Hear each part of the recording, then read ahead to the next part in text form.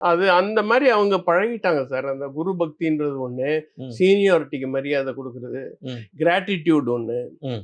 அப்புறம் எம்ஜிஆர் சொல்லுங்க.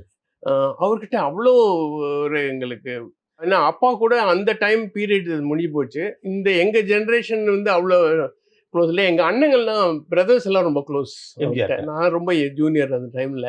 ராமாவரம் தோட்டத்துக்குலாம் போயிருக்கீங்களா? போயிருக்கோம். ராமவரம் தோட்டம் போயிருக்கோம். இங்க ராயப்பேட்டையில இருந்தாங்க இல்லையா? ம். ராயப்பேட்டையில இருந்தப்போ அவங்க இந்த குண்டுமணி அண்ணன்னு ஒருத்தர் அவங்க ட்ராமால அவர தூக்கி போடுறேன்னு தூக்கி போட்டு கால் ஃப்ராக்சர் ஆச்சு. இந்த கால்ல விழுந்துட்டாரு. ம். ஸோ அப்போ இங்க தான் இருந்தாங்க. ராயப்பேட்டையில தான். யாரு? எம்ஜிஆர். சரி. ஸோ அவர வச்சப்ப அவர பார்க்கறதுக்கு நாங்கலாம் போயிருந்தோம். அப்போ பார்த்து பேசினோம். அப்புறம் வீட்டுக்கு வர சொல்லி எல்லாருக்கும் சாப்பாடு இது ம். மாதிரிலாம் போயிருக்கோம். ஆனா ஃப்ரீக்வென்சி மோர் வித் சிவாஜிப்பா. எம்ஜிஆர் சாப்பாடு உபசாரம் பண்றதுல ரொம்ப இதுவாச்சே. அது அந்த மாரி அவங்க பழகிட்டாங்க சார். அந்த குரு பக்தின்றது ஒண்ணு, ம். சீனியாரிட்டிக்கு மரியாதை குடுக்குறது, ம். கிராட்டிட்யூட் ஒண்ணு. ம். அது மோஸ்ட் இம்பார்ட்டன்ட் கிராட்டிட்யூட் தான்.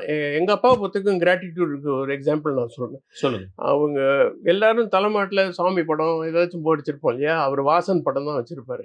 எஸ்.எஸ். வாசன் படம். எஸ்.எஸ். வாசன் படம் தலைமாட்டுல இருக்கும். ம். என்ன நடந்தாலும் சரி, அத பார்த்து கும்பிட்டுட்டு தான் போவாரு.